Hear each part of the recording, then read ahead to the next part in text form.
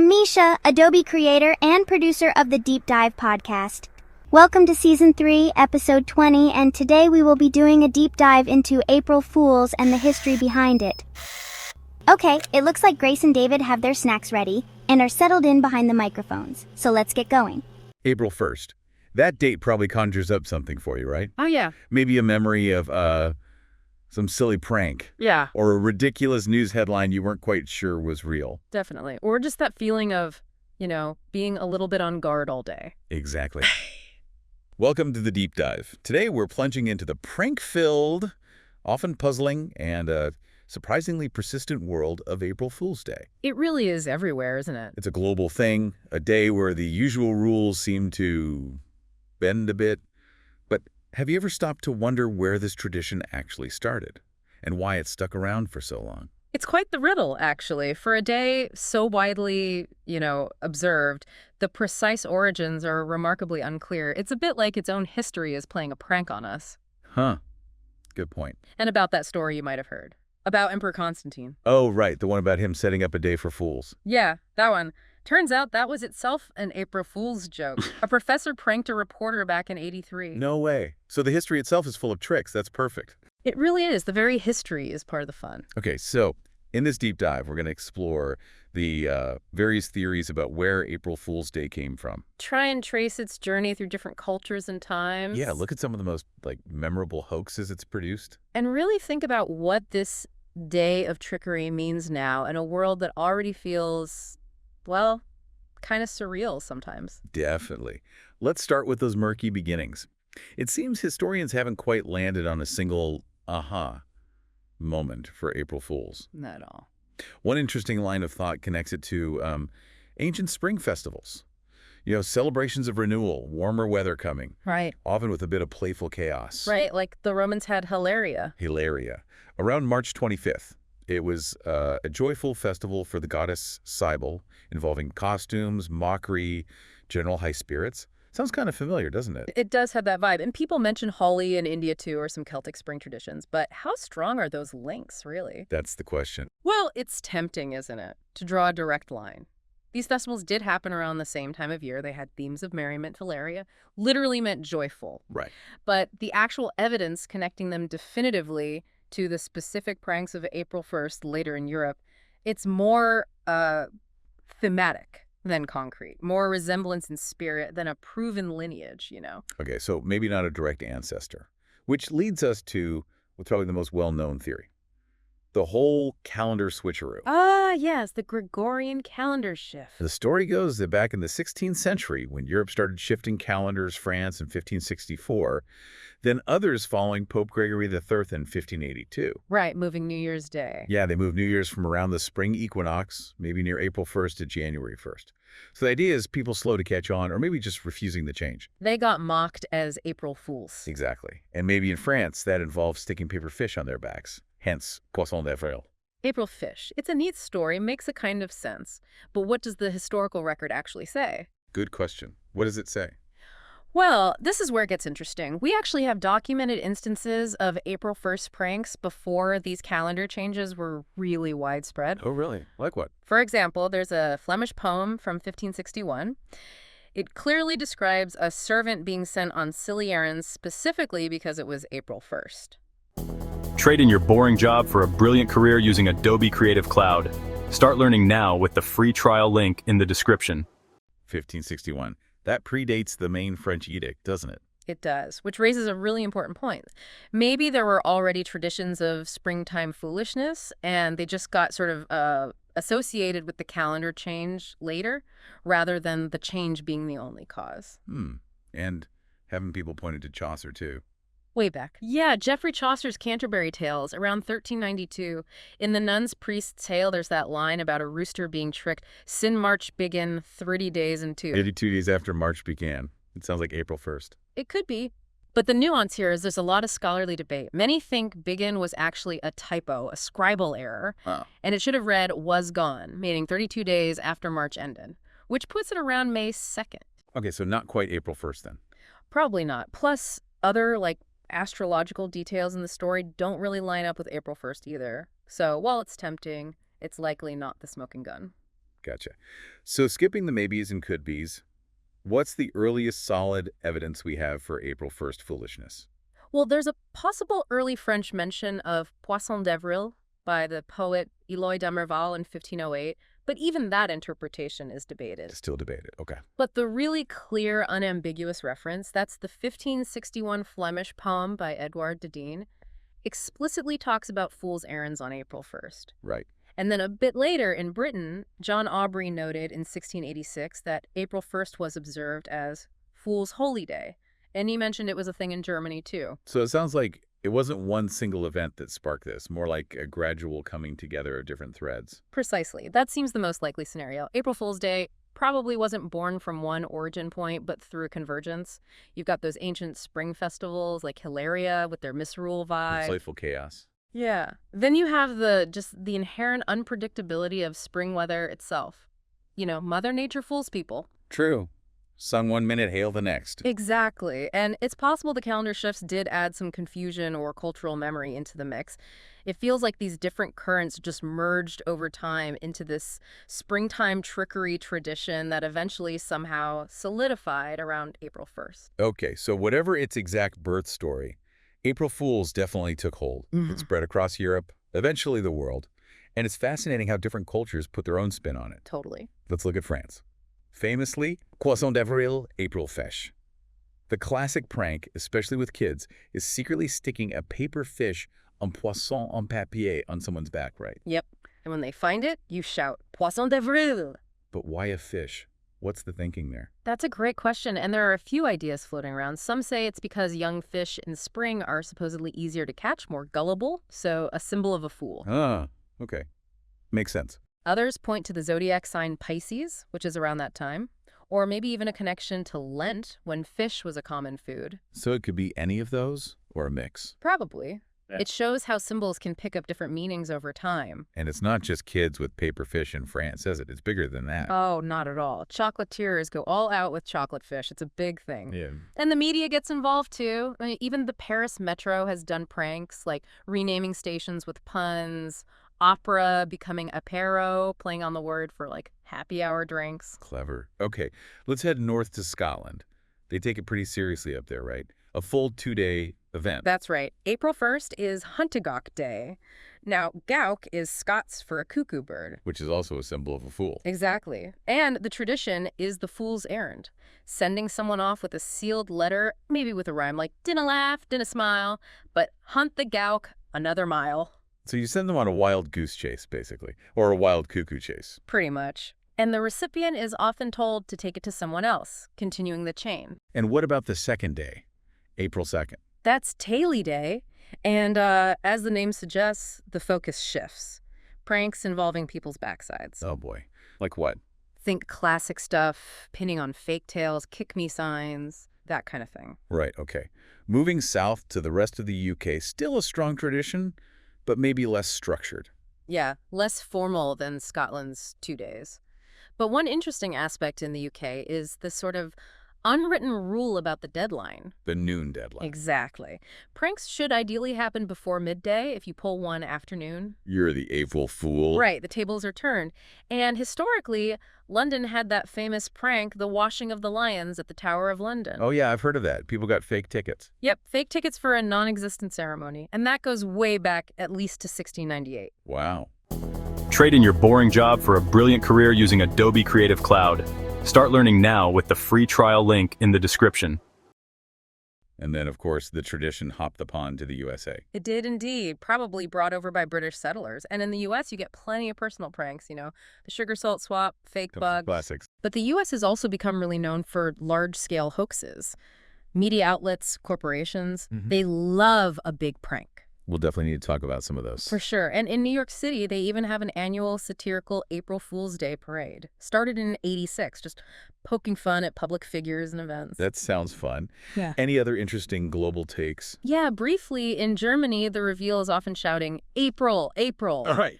Ireland had a similar send the fool further letter tradition like Scotland. And Spain's big prank day is actually different, December 28th. Dia de los Santos Inocentes. Similar vibe, different date. It's amazing how it adapts, isn't it? Yeah. The core idea is the same playful deception, but the flavors are so different. It really is. Think about it. France's playful, almost artistic Poisson d'avril feels different from Scotland's more robust Huntigog. Yeah.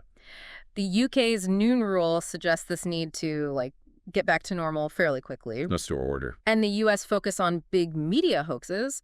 Maybe that reflects its media landscape, that taste for spectacle. It's like the holiday becomes a canvas for cultural humor styles. And it keeps evolving, clearly. Okay, so we know where and kind of why, but let's get into the how. The actual pranks. Right. They range from the super simple, hey, your shoe's untied, Yeah. to these incredibly elaborate stunts. Yeah, the simple ones are the classics. The shoelace gag, swapping sugar and salt, plastic wrap on the toilet. Oh, the worst. Frozen cereal is a good one. Sticking googly eyes on everything in the fridge. Yeah. Or sending someone for pigeon's milk or left-handed screwdriver. Those fool's errands. Exactly. But things really took off, prank-wise, with mass media, didn't they? 19th, 20th centuries. Newspapers, radio, TV, suddenly you could fool a lot of people at once. It gave pranksters an incredible platform. Yeah. And often these hoaxes played on the public's trust in those established news sources. Which brings us to maybe the gold standard. Oh. The Swiss spaghetti harvest. Oh, it's a masterpiece. April 1st, 1957, the BBC, the very reputable BBC news show Panorama. Yeah, not some random channel. No. They aired this 3-minute segment showing Swiss farmers harvesting spaghetti from trees. From trees. Yep. Narrated by Richard Dimbleby, a really respected broadcaster. He explained how a mild winter and getting rid of the spaghetti weevil The spaghetti weevil. led to this amazing harvest. And you got to remember, in 57 Britain, spaghetti wasn't like everyday food. Many only knew it from tins. So people bought it. Hundreds of viewers phoned the BBC asking how to grow their own spaghetti trees. That's incredible. What did the BBC say? Their response was perfect, totally deadpan. Place a sprig of spaghetti in a tin of tomato sauce and hope for the best. Brilliant. Just brilliant. Okay, another classic. Sid Finch. Ah, Sid Finch. Sports Illustrated, April 1985. This one tapped right into baseball romanticism, the dream of the undiscovered super talent. So what was the story? The magazine ran this long article, 14 pages, by George Plimpton, a famous writer, The Curious Case of Sid Finch. Okay. It profiled Hayden Siddhartha Sid Finch, a rookie pitcher supposedly trying out for the New York Mets, but he was incredibly eccentric. Oh, so? Harvard dropout, raised by monks in Tibet, mastered yoga, played the French horn. This is already sounding wild. And apparently he could throw a baseball 168 miles per hour with pinpoint accuracy while wearing one hiking boot. 168 miles per hour. No way. Right. But the article had photos, quotes from real Mets players. It looked legit, even though hidden in the subheadline, an acrostic spelled out, Happy April Fool's Day fib. Sneaky. Did people fall for it? Oh, yeah. Mets fans were ecstatic. Some baseball general managers actually called the league office about him. The Mets even played along for a bit, gave him a locker. That's commitment. Okay, one more big one. Taco Bell and the Liberty Bell. The Taco Liberty Bell. 1996. This one hit a nerve because it played on anxieties about corporate sponsorship, right? Commercializing everything. So what do they do? Taco Bell took out full-page ads in major papers, New York Times, USA Today, announcing they'd purchased the Liberty Bell. Purchased the actual Liberty Bell. To help reduce the national debt, they claimed, and they were renaming it the Taco Liberty Bell. The ad even compared it to corporations adopting highways. Oh, wow. That's bold. What was the reaction? Outrage. Thousands of people called the National Park Service Taco Bell HQ just furious.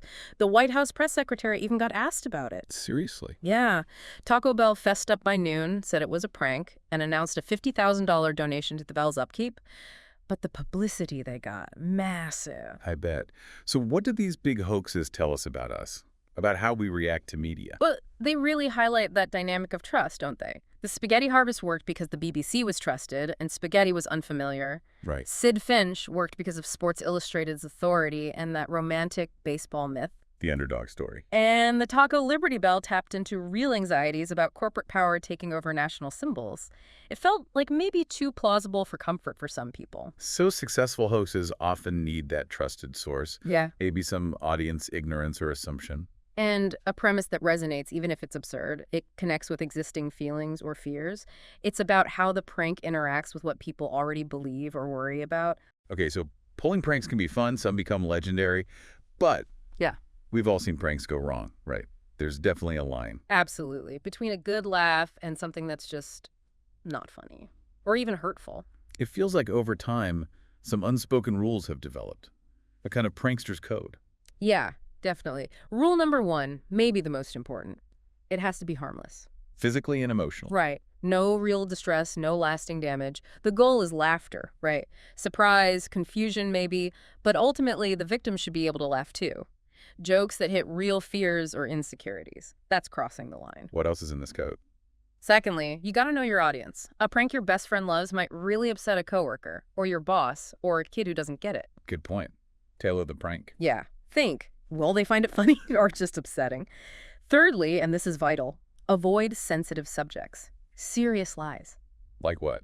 Don't joke about death, major illness, pregnancy, especially if someone struggles with infertility breakups, getting fired, financial ruin. Yeah, the heavy stuff. Exactly. Faking emergencies, disasters, off limits, and absolutely nothing racist, sexist, homophobic, or relying on nasty stereotypes. Just don't. And what about ending the prank? The reveal. It's essential. You can't just leave someone hanging, confused, or upset.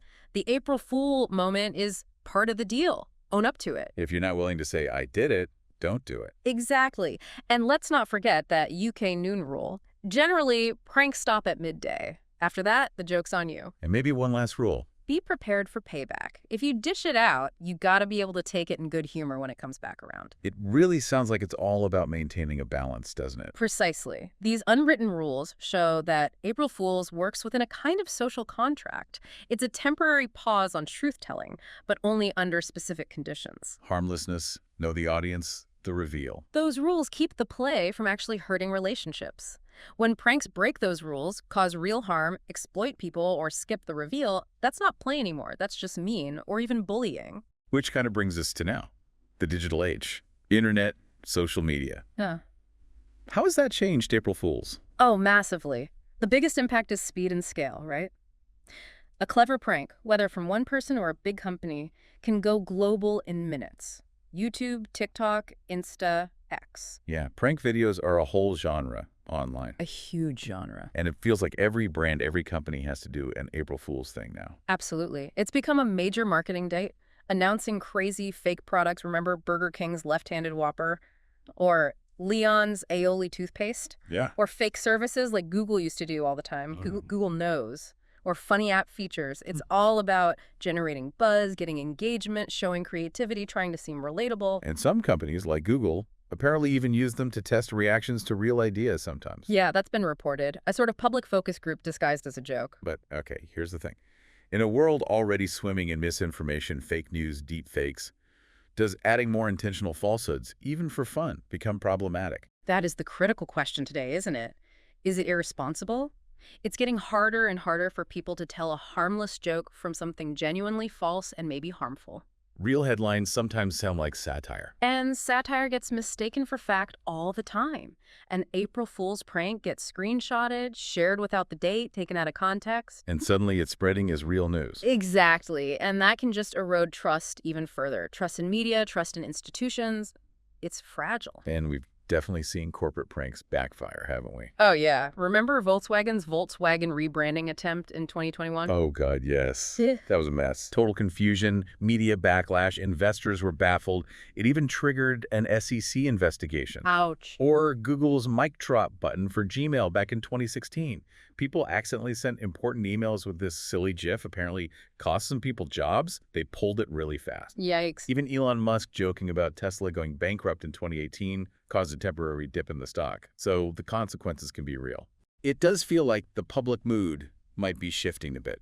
Maybe less enthusiasm for it. That's a really astute point. You do see more commentary now saying the tradition feels kind of tired or too corporate. Or just inappropriate, given Yeah. everything else going on. Right. During the height of COVID, for instance, some governments explicitly warned against pandemic-related pranks, even threatening fines. Makes sense. And you see it online, too. People saying the day has lost its meaning, or worse, that every day feels like April Fool's now. Because of all the online falsehoods, AI stuff, political spin. Exactly. So the internet gives unprecedented reach and creativity for pranks, sure, but it also amplifies the downsides, the context collapse, the potential for misinformation, maybe just audience fatigue.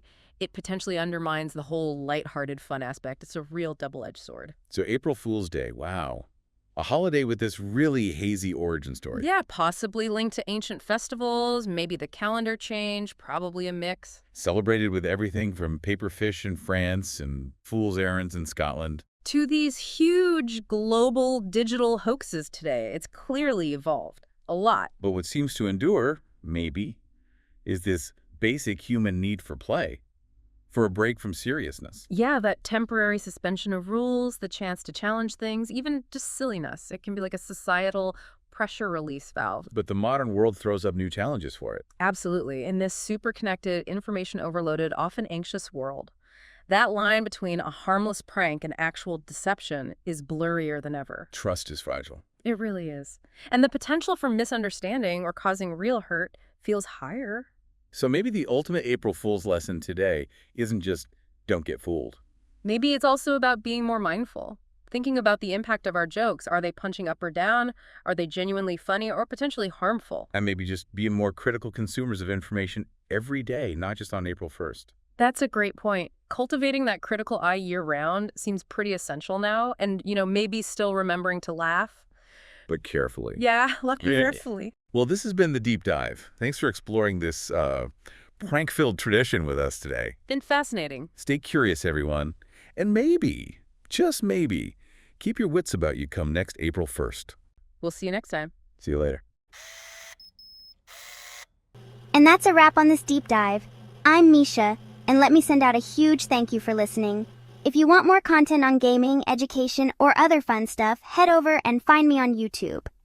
Link is in the show notes. Thanks again for tuning in, and I'll catch you on the next deep dive.